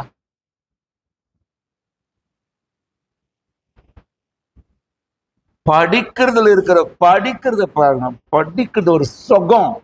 படிக்கிறது இருக்குதே அது ஒரு சுகம். தோத்துறான். சரி, டைம் ஆயிடுச்சு, அதனால நான் இன்னும் 2 பாயிண்ட் இருக்கிறேன் சொல்லி முடிச்சிடுறேன். சிம்சோன் இப்போ விழுந்துட்டான். அவன் தலைமயிர் சிரைக்கப்பட்ட பிற்பாடு கண்கள் நோண்டப்பட்டு பெலிஸ்தர்களுடைய அந்த சிறைச்சாலையில என்ன பண்ணிட்டு இருக்கிறான், மாவரைத்து கொண்டிருக்கிறான்.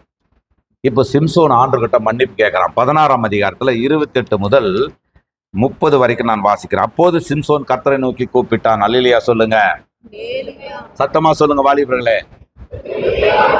சிம்சோன் கர்த்தரை நோக்கி கூப்பிட்டு, கர்த்தராகிய ஆண்டவரே, நான் என் 2 கண்களுக்கு ஒரே தீர்வையாய் பெலிஸ்தர் கையிலே பழிவாங்கும்படிக்கு இந்த ஒரு விசை மாத்திரம் என்னை நினைத்தருளும், தேவனே பலப்படுத்தும் என்று சொல்லி சிம்சோன் அந்த வீட்டை தாங்கி நிற்கிற 2 நடுத்தூண்களில் ஒன்றை தன் வலது கையினாலும் மற்றொன்றை தன் இடது கையினால் பிடித்து கொண்டு என் ஜீவன் பெலிஸ்தரோடு கூட மடிய கடவுது என்று சொல்லி பலமாய் சாய்க்க அந்த வீடு அதில் இருந்த பிரபுக்கள் மேலும் எல்லா ஜனங்கள் மேலும் விழுந்தது.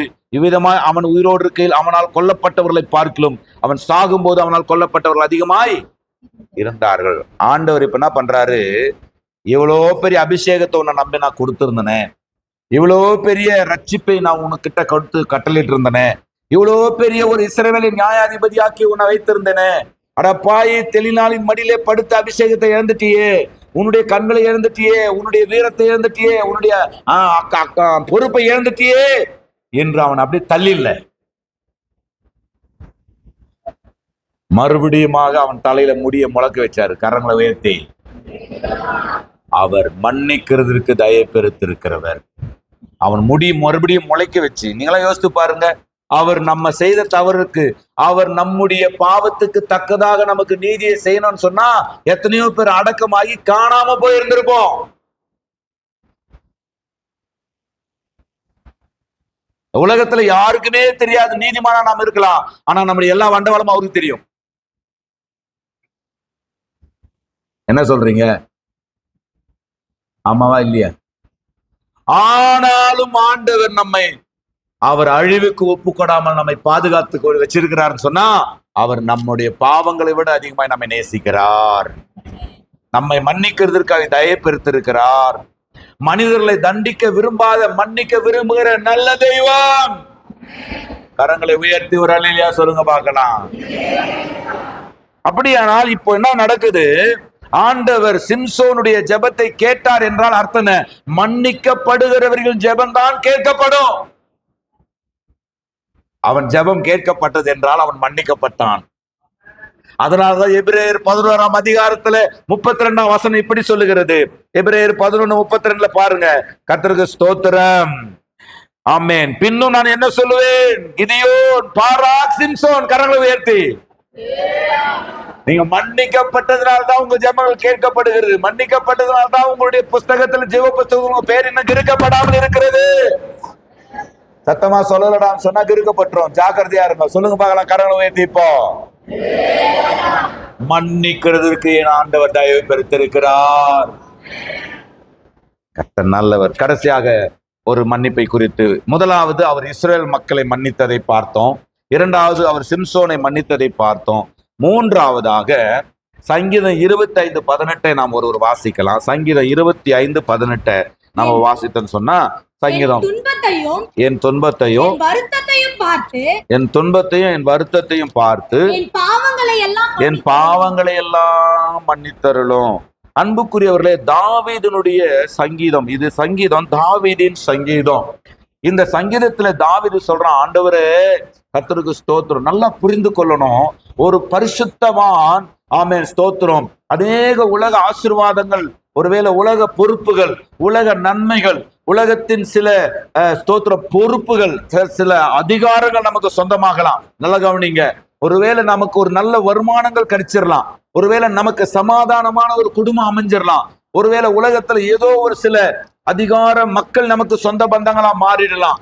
ஆனா ஒன்றை நாம புரிந்து கொள்ளணும், நாம சம்பாதிக்கிற சம்பாதனைகளிலேயோ நம்முடைய உடைமைகளிலேயோ அல்லது மற்ற உள்ளதான எந்த ஒரு காரியத்திலுமே நீங்கள் மனநிறைவை கொண்டு விடக்கூடாது. ஆண்டவரே எல்லாம் நல்லா இருக்குது ஆண்டவரே, ஆனா நான் உங்களுக்கு முன்னாடி மன்னிக்கப்பட வேண்டிய நிர்பந்தத்தில் நின்று கொண்டிருக்கிறேன். எல்லாம் எனக்கு அனுகூலமா இருக்குது, எல்லாம் எனக்கு சாதகமா இருக்குது, எல்லாம் எனக்கு ஏற்பு இருக்குது, எல்லாம் என்னுடைய வழிகளுக்கு சரியா செம்மையாய் தோன்றுகிறது. ஆனால் ஒரு பரிசுத்தவான் தேவனுடைய சமூகத்துல நிற்கிற ஒரு மனிதன் தேவனுக்கு முன்பாக சமாதானமாய் இருக்க விரும்புவான். தாவீது சொல்ற, ஆண்டவரே என்னுடைய நிர்பந்தத்தை பாருங்க, என்னுடைய இயலாமையை பாருங்க, என்னுடைய சூழ்நிலையை பாருங்க, என்னை மன்னிங்க ஆண்டவரே. தாவீதுனுடைய வாழ்க்கையில நீங்க மன்னிக்கப்பட வேண்டிய 3 காரியங்களை சுருக்கமா பார்க்கலாம். 1 நாளாகம புஸ்தகம் 22:8 நீங்க பார்த்தீங்கன்னா, 1 நாளாகம புஸ்தகம் 22:8 நாம படிச்சோம் அப்படின்னு சொன்னா, அங்க பாருங்க, ஆனாலும் கர்த்தருடைய வார்த்தை எனக்கு உண்டாகி, அதாவது கர்த்தருடைய வார்த்தை எனக்கு உண்டாகி, நீ திரளான ரத்தத்தை சிந்தி. ஆண்டவர் தாவீது கிட்ட பேசுறாரு, எப்பா நீ பயங்கரமான கொலைகாரன்பா, நிறைய கொலைய பண்ணிட்ட, திரளான ரத்தத்தை சிந்தி பெரிய பெரிய யுத்தங்களை பண்ணினாய். நீ நாமத்திற்கு ஆலயம் கட்ட வேண்டாம், எனக்கு முன்பாக மிகுதியான ரத்தத்தை தரையிலே 100 பெலிஸ்தர் தலையை கொண்டாட என் பொண்ணை கொடுக்குறோம்னா இவன் 200 பெலிஸ்தர் தலையை கொண்டாடுறான்.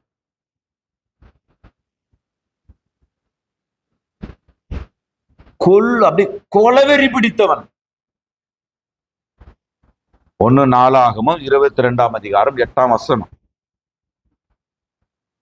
தாவீது அதாவது வீரமா இருக்கிறவன் அழகா இருக்க மாட்டான், அழகா இருக்கிறவன் வீரமா இருக்க மாட்டான். காமனா இது இல்லையா? பார்த்துருக்கிறீங்களா?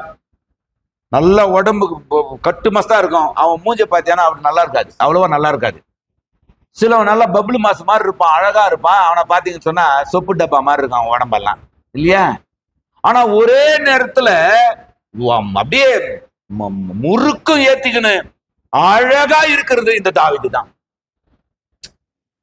எந்த காரணத்துல பார்த்தாலும் அவன் ரசிக்கத்தக்க ஒரு ரசிகனா இருந்தான். அழகிலும் அவன் பிரம்மாண்டம், வீரத்துல அவன் அதை விட பிரம்மாண்டம். அதனால அடிச்சு கொலை பண்றதுல ஆண்டவருக்கு இது ஒரு பாவம். அவன் வாழ்க்கையில கொலை வெறி பிடித்தவன். ஒருத்தரை கொல்லணும்னு நினைச்சாண்டானா மாஸ்டர் பிளான் போட்டு அவங்களை கொன்றுவான். தாவீது ரொம்ப அழகானவர்களுக்குள்ளும் ஆபத்தான சில சுபாவங்களா இருக்கும். பார்த்துருக்கிறீங்களா? எல்லாம் இருக்கிறீங்களா? மூஞ்செல்லாம் காட்டுறீங்களா? எஸ் நல்லவர். ஆண்டவர் சொல்றாரு, எப்பா நீ எனக்கு ஆலயத்தை கட்டாத. ஏன்?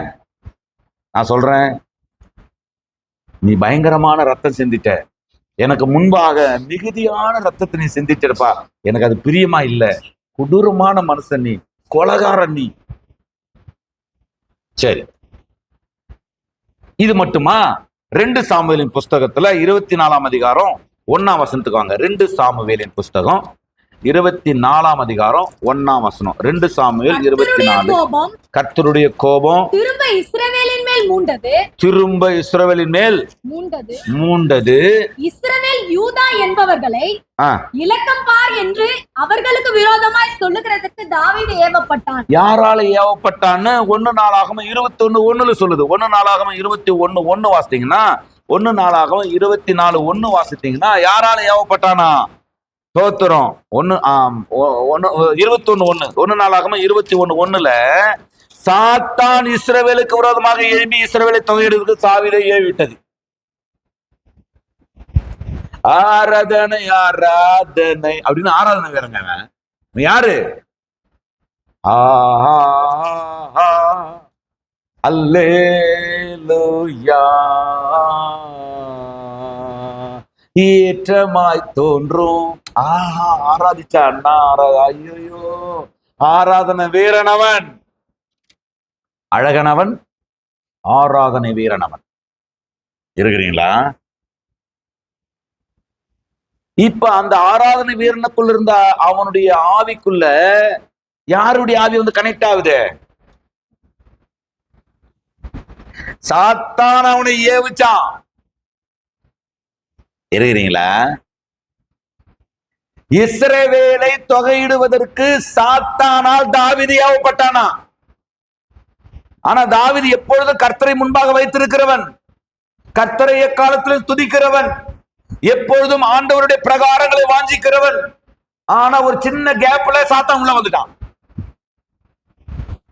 நீங்க நினைச்சிடாதீங்க, நம்ம ஜெபம் பண்ணிட்டோம், நம்ம ஆராதனை பண்ணிட்டோம், நம்ம சர்ச்சுக்கு போயிட்டோம், இன்னைக்கு காலையில 10 அதிகாரம் வாசிச்சிட்டோம், இன்னைக்கு 1 மணி நேரம் ஜெபம் பண்ணிட்டோம், அதனால எல்லாமே நல்லா இருக்குதுன்னு நினைச்சிடாதீங்க. ஒவ்வொரு காரியங்களுக்கு சந்துன்னு ஒண்ணு இருக்குது, பொந்துன்னு ஒண்ணு இருக்குது, ஓட்டன்னு ஒண்ணு இருக்குது. அதுக்குள்ள நுழைஞ்சு அவன் ஒரு பெரிய நம்முடைய கோட்டைக்குள்ள ஒரு ஓட்டையை போட்டு நம்மளை வேட்டையாடிடுவான்.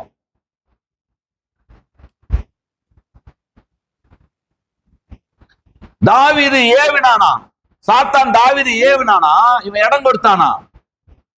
எப்பா யோவாப், இத்தனைக்கும் பாருங்க, யோவாப் சொல்றான், எப்பா நம்ம பட்டயத்தினாலேயே இவ்வளவு காலமா ஜெயிச்சுட்டு வந்தோம், அன்றைக்கு கோலியாத்து கிட்ட சண்டைக்கு போகும்பொழுது நீ ஈட்டியோடு பட்டயத்தோடு வர, நானும் நீ நிந்திக்கிற இஸ்ரவேலின் தேவனாகிய கர்த்தருடைய ராணுவங்களின் சேனையின் கர்த்தருடைய நாமத்துல வரேன்னு சொன்னியப்பா, இன்னைக்கு என்னாச்சு? இல்ல பரவாயில்ல, என்ன கர்த்தருக்கு அது கோபத்தை உண்டாக்கிச்சான். ஒரு கட்டத்துல கர்த்தரை நம்பிதான் நம்ம ஜீவித்தோம். ஒரு கட்டத்துல கர்த்தரை நம்பிதான் நம்முடைய விசுவாசத்தை தொடங்கினோம். கர்த்தரை நம்பிதான் நாம் ஆண்டவரை நோக்கி முன்னேறி கொண்டு வந்தோம். கர்த்தரை நம்பித்தான் உலகத்துல ஓடி கொண்டிருக்கிறோம். ஆனா ஒரு கட்டத்துல சாதகமான அனுகூலமான வாசல்கள் திறக்கப்பட்டுட்டா கர்த்தரைத்தான் சார்ந்து நிற்கிறோம் என்கின்ற எண்ணத்திலிருந்து என்னுடைய பலத்தை சார்ந்து நிற்கிறோம் என்கிற எண்ணத்துக்கு வந்துடுறோம்.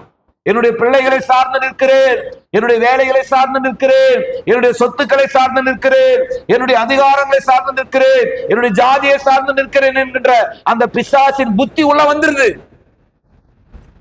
ஏதோ ஒரு வடிவத்தில் எல்லாருக்கும் வந்துருது. யாரோ ஒரு 4 பேருக்கு மட்டும் இல்ல, எல்லாருக்குமே வந்துருது. இயேசு நல்லவர். கர்த்தருக்கு அது கோபத்தை உண்டாக்கிச்சான். அது மாத்திரம் இல்ல, 2 சாமுவேல் 11:4 2 சாமுவேல் 11:4 வாசிங்கன்னா, 2 சாமுவேல் உலகத்திலேயே ரொம்ப கடினமான ஒரு விஷயம். 2 சாமுவேல் 11:4 அப்பொழுது தாவீது ஆள் அனுப்பி அவளை அழைத்து வர சொன்னான். அவள் அவனிடத்தில் வந்தபோது அவளோடு சயனித்தான். பிற்பாடு அவள் தன் தீட்டு நீங்கும்படி சுத்திகரித்துக் கொண்டு தன் வீட்டுக்கு போனாள். 11:15 வாசிங்களேன். அந்த நிருபத்திலே மும்முரமாய் நடக்கிற போர் முகத்திலே நீங்கள் உரியாவை நிறுத்தி அவன் வெட்டுண்டு சாகும்படிக்கு அவனை விட்டு பின்வாங்குங்கள் என்று எழுதியிருந்தான்.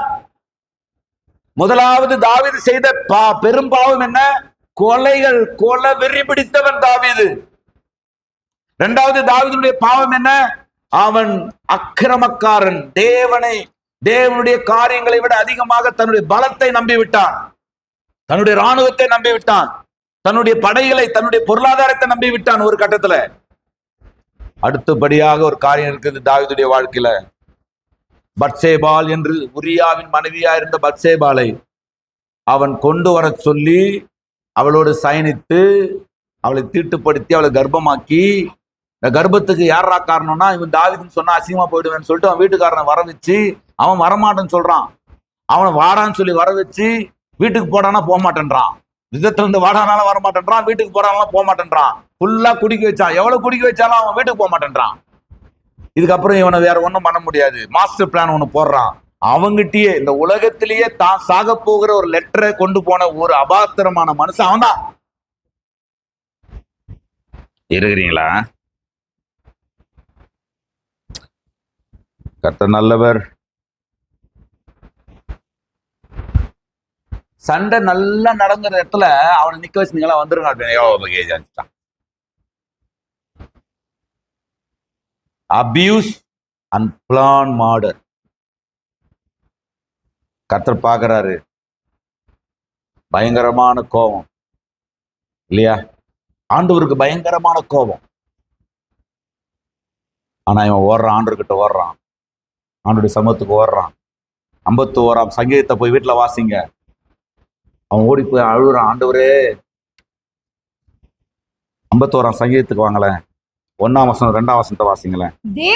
தேவனே கிருபையின்படி எனக்கு இரங்கும். பேக்கெட்ல பச்சேபால் இடத்தில் தாவீது பாவத்துக்குப்பட்ட பின்பு நாத்தான் தீர்க்கதரிசி அவனிடத்தில் வந்து அவன் பாவத்தை உணர்த்தின போது பாடி ராகத்தாவினுக்கு ஒப்புவிக்கப்பட்ட தாவீதின் தேவனே உமது கிருபையின்படி எனக்கு இறங்கும். உமது மிகுந்த இரக்கங்களின்படி என் மீறுதல்கள் நீங்க என்னை சுத்திகரியும். என் அக்கிரமம் நீங்க என்னை முற்றிலும் கழுவி என் பாவமறை என்னை சுத்திகரியும்.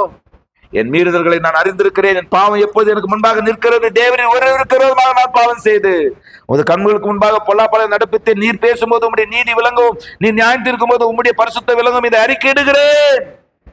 அழுகுறான், பொருள்றான். கர்த்தர் நல்லவர். 9ஆம் வசனம் 10ஆம் வசனம். என் பாவங்களை பாராதபடிக்கு நீர் உமது முகத்தை மறைத்து என் அக்கிரமங்களை நீக்கி அருளும்.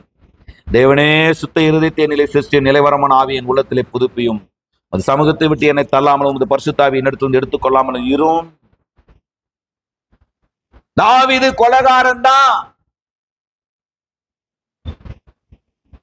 தாவீது அக்கிரமமான முடிவுகளை எடுத்து தேவனை கோபப்படுத்தினவன் தான். தாவீது திட்டமிட்டு பெரிய பாவத்தை செய்து திட்டமிட்டு கொலை பண்ணினவன். யதார்த்தமாக கொலை செய்தாலே கொஞ்சம் அடியான். திட்டமிட்டு கொலை செய்தவன். அதை நாத்தான் உணர்த்தின பொழுது நீ இதை செய்தாயே, இது தேவனுக்கு தகுமா என்று தேவன் நாத்தான் தீர்க்கதரிசியின் மூலமாய் தாத்தான் ஊழியக்காரன் மூலமா அவனுக்கு உணர்த்தின பொழுது அவன் ஆட ஆரம்பிச்சுட்டான். ஆண்டவரே, சுத்த இருதயத்தை நிலை சிருஷ்டிங்க ஆண்டவரே, என்னுடைய நிலைகளை பாருங்க ஆண்டவரே, என்னுடைய சூழ்நிலைகளை பாருங்க ஆண்டவரே, என்னுடைய நிர்பந்தங்களை நீர் அறிந்திருக்கிறீர் ஆண்டவரே. அவன் கதறி அழுத உடனே நடக்கிறது என்ன தெரியுமா? ரோமர் 4ஆம் அதிகாரம் 7ஆம் 8ஆம் வசனத்தை படிச்சீங்கன்னா, ரோமர் 4ஆம் அதிகாரம் 7ஆம் 8ஆம் வசனத்துல பாருங்க. கர்த்தருக்கு ஸ்தோத்திரம். ரோமர் 4ஆம் அதிகாரம் 7ஆம் 8ஆம் வசனங்கள் நான் வாசிக்கிறேன். எவர்களுடைய அக்கிரமங்கள் மன்னிக்கப்பட்டதோ, எவர்களுடைய பாவங்கள் மூடப்பட்டதோ அவர்கள் பாக்கியவான்கள். எவனுடைய பாவத்தை கர்த்தர் எண்ணாதிருக்கிறாரோ அவன் பாக்கியவான் என்று தாவீது சொல்லியிருக்கிறானா? கரங்களை உயர்த்தி இல்லையா? உமது சமூகத்தை விட்டு என்னை தள்ளாதிரும் தேவனே, உமாவியை எடுக்காதிரும், உமது இரக்கத்தா என் மீறுதல் மன்னியுமே, உமது இரக்கத்தா என் மீறுதல் மன்னியுமே. அல்லேலூயா. வேதம் சொல்லுகிறது, கர்த்தர் எவனுடைய பாவத்தை மன்னிக்கிறாரோ, எவனுடைய அக்கிரமத்தை மூடுகிறாரோ, எவனுடைய பாவத்தை கர்த்தர் எண்ணாதிருக்கிறாரோ அவன் பாக்கியவன் என்று தாவீது சொல்லி இருக்கிறான். அப்படியானால் அந்த கொலைகள், அந்த பாவங்கள், அந்த அக்கிரமங்கள் எல்லாம் கர்த்தருடைய சமூகத்திலே போய் அழுது அவன் மனம் திரும்பின பொழுது மன்னிக்கப்பட்டது. நம்புறவங்க மட்டும். அதனால்தான் அப்போஸ்தலர் 13ஆம் அதிகாரம் 22ஆம் வசனம் இப்படி சொல்லி தாவீதை முடிக்கிறார் ஆண்டவர். அப்போஸ்தலர் 13:22 பின்பு அவர் அவனை தள்ளி 13:22 அவர் அவனை தள்ளி தாவீதை அவர்களுக்கு ராஜாவாக ஏற்படுத்தி ஈசாயின் குமாரனாகிய தாவீதை என் இருதயத்திற்கு ஏற்றவனாக கண்டேன். அல்லேலூயா. அன்புக்குரியவர்களே, மன்னிக்கிறதுக்கு அவர் எவ்வளவு தயவு பெற்றிருக்கிறார் பாருங்க. கோபத்தை உண்டாக்கி தேவனுக்கு எரிச்சலை மூட்டி அழியக்கூடிய சந்தர்ப்பங்கள் உருவாக்கப்பட்ட போதிலும் ஆண்டவர் தன்னுடைய ஊழியக்காரனாகிய நாத்தான் தீர்க்கதரிசி மூலமாக அவனை எச்சரித்த பொழுது, அவன் கர்த்தருடைய பிரகாரங்களில வந்து சமூகத்துல வந்து மனம் திரும்பி கதறி அழுத பொழுது ஆண்டவர் அவனுடைய எல்லா பாவங்களையும் மன்னித்து அவனை அவருடைய இருதயத்துக்கு ஏற்றவனாக மாற்றினார் என்றால் எவ்வளவு நம்மை அவருக்கு இருதயத்துக்கு ஏற்றவர்களாய் மாற்ற வல்லமையுள்ளவராயிருக்கிறார்.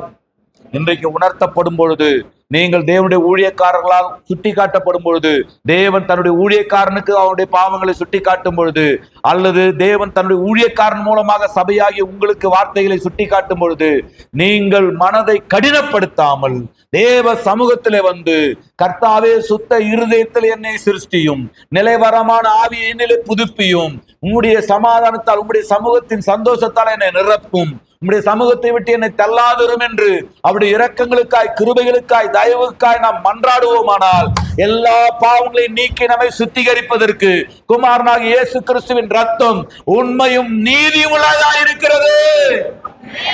நம்பர்கள் மாத்திர கரங்களை உயர்த்தி. ஏனால் மன்னிக்கிறதற்கு தயை பெருத்தவர் கர்த்தர் நம்மை மன்னித்து நம்முடைய காருண்யத்தினால் நம்மை கழுவி நம்மை மூடி நம்மை பெரியவர்களாக்குவாராக. மறுபடியும் சொல்லுகிறேன், ஆண்டவருடைய வார்த்தை நம்மை மன்னிப்பதற்கு அவர் எப்பொழுதும் ஆயத்தம். ஆனால் அவரை சிலுவையில் அறைவதற்கு நாம் எப்பொழுதும் ஆயத்தமா இருக்கக்கூடாது. அவர் திரும்ப திரும்ப நம்மை மன்னிக்கிறவர் தான், ஆனால் திரும்ப திரும்ப நாம் அவரை சிலுவையில் அறையக்கூடாது. அவரை நேசிக்கிறவர்களை அவர் மன்னிக்கிறார், அவரை நேசிக்கிறவர்கள் மனம் மாறுகிறார்கள். எல்லாரும் எழுந்து நிற்கலாம். ஹல்லேலூயா. நன்றி தகப்பனே, நன்மை செய்தீரே. நன்றி தகப்பனே, நன்மை செய்தீரே.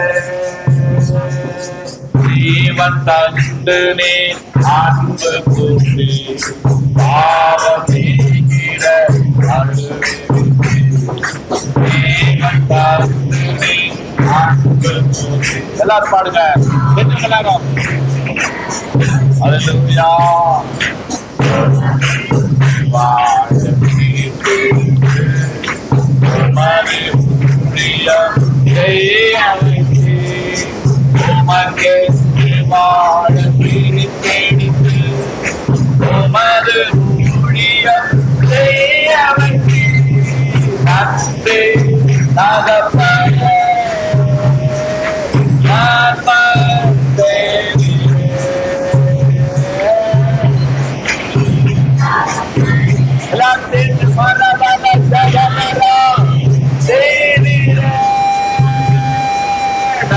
வாழ இடம் கட்டுவோம் கரம் கட்டு நல்லதே நன்மை செய்தார் செய்த நன்மையோ செய்த நன்மை ஆயிரம் கோடி கோடி கணப்பா சொல்லி தந்து பாடு நீ செய்த நன்மை ஆயிரம்.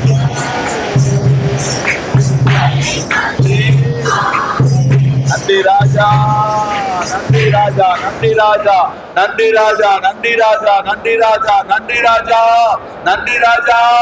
உன்மார்க்கத்த வழிகளையும் அக்கிரமக்காரத்த நினைவுகளையும் விட்டு கர்த்தரிடத்தில் திரும்ப கடவான். நம்முடைய தேவனிடத்துக்கு திரும்ப கடவான். அவர் மன்னிக்கிறதுக்கு தயை பெருத்திருக்கிறார். அந்த இஸ்ரேல் மக்களை மோசே என்கிற ஊழியக்காரனை கொண்டு இஸ்ரேல் மக்களை மன்னித்தீர் ஆண்டவரே. அல்லேலூயா ஸ்தோத்திரம். சிம்சோனை கர்த்தாவே அல்லேலூயா ஸ்தோத்திரம். அவருடைய விண்ணப்பத்தை கேட்டு ஜெபத்தை கேட்டு ஆண்டவரே அவனை மன்னித்தீர் ஆண்டவரே. தாவீது நாத்தான் தீர்க்கதரிசியால் எச்சரிக்கப்பட்ட பொழுது சமூகத்துல வந்து விண்ணப்பம் செய்து கண்ணீர் விட்டு மனம் திரும்பினதை நாங்கள் பார்க்கிறோம். அவனை உகந்த வாசனையாய் நீர் ஏற்றுக்கொண்டதை பார்க்கிறோம். உமக்கு இருதயத்துக்கு ஏற்றவனாக நீர் ஏந்தி வைத்திருக்கிறதை பார்க்கிறோமே. நீர் எவ்வளவா எங்களை மன்னிக்கிறீர் ஆண்டவரே. உங்களுடைய மன்னிப்பின் இருதயம் எவ்வளவு பெரிதப்பா. உங்களுடைய மன்னிப்பிற்காய் ஸ்தோத்திரம். God will abundantly pardon. திரும்ப நீ மன்னித்து தயப்படுத்திருக்கிறீர். ஆனா நாங்க திரும்ப உங்களுடைய குமாரனை சிலுவையில் அறையக்கூடாது ஆண்டவரே. எங்களுக்கு உதவி செய்யுங்க. எங்களுக்கு இரக்கத்தை காட்டுங்க. எங்களுக்கு தயவை காட்டுங்க. உம்முடைய சர்வ வல்லமையில பரிசுத்த ஆவியானவர் எங்கள் ஆவி ஆத்மா சரீரத்தை நினைவுகள் யோசனைகள் அறியும் பகுதி புரியும் பகுதி தேடும் பகுதி எங்களுடைய எல்லா இடங்களுக்கு முன்பாக வலதுபுறத்தில் இடதுபுறத்தில் கீழே மேல சுற்றுமுற்றும் ஆவி ஆத்மா சரீரத்தினரே எப்பொழுதும் ஜெயத்தின் அபிஷேகத்தை கொடுப்பாராக என்று நான் சொல்லிக்கிறேன். நீர் அப்படி செய்கிறதற்காக மக்கள் நன்றி தாழ்த்துகிறோம். ஒவ்வொருவரோடு பரிசுத்த ஆவியானவர் தொடர்ந்து பேசுவீரா. துதி கன மகிமை ஸ்தோத்திரம் எல்லாம் ஒருவருக்கே செலுத்தி தாழ்த்தி ஒப்பு கொடுத்து இயேசு கிறிஸ்து மூலமா ஜெபித்தோம். ஜெபங்களை கேட்டீர்ச்சி உணர்ந்த நல்ல பிதாவே. எல்லாரும் சத்தமா சொல்லலாமா? என் ஆத்துமாவே கர்த்தரை ஸ்தோத்திரி, என் முழு உள்ளமே அவருடைய பரிசுத்த நாமத்தை ஸ்தோத்திரி. என் ஆத்துமாவே கர்த்தரை ஸ்தோத்திரி, கர்த்தர் செய்த சகல நன்மைகளை மறவாதே. ஆமென். நம்முடைய கர்த்தராக இருக்கிற இயேசு கிறிஸ்துவுடைய கிருபை, பிதாவாகிய தேவனுடைய அன்பும், பரிசுத்த ஆவியானவருடைய ஐக்கிய வழி நடத்துதலும் சமாதானமும் நம் அனைவரோடும் சகல பரிசுத்தவான்களோடும் என்றென்றைக்கும் தங்கி இருப்பதாக. அல்லேலூயா அல்லேலூயா அல்லேலூயா. ஒவ்வொருவரையும் ஆசீர்வதிப்பாராக. ஆமென். God bless you.